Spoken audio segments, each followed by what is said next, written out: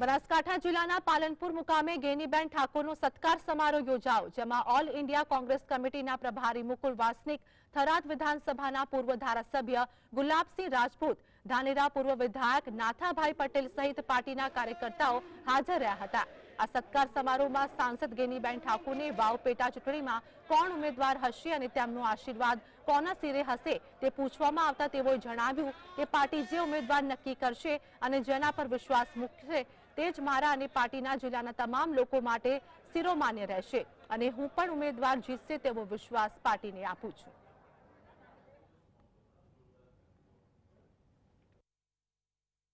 हम उम्मीद करते हैं कि यहाँ के अलग अलग विषय जो एक लंबे समय से प्रलंबित रहे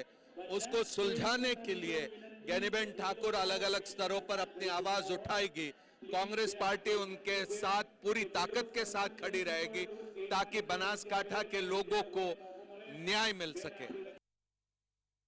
અને આવનાર સમયની અંદર સમગ્ર દેશમાં રાહુલજી પ્રવાસ કરી રહ્યા છે। જે પણ લોકલ લેવલે રજૂઆતો આવશે એ રજૂઆત લોકસભામાં મૂકી અને લોકોને ન્યાય અપાવવાનું કામ એ ઇન્ડિયા ગઠબંધનના તમામ સાથી પક્ષો સાથે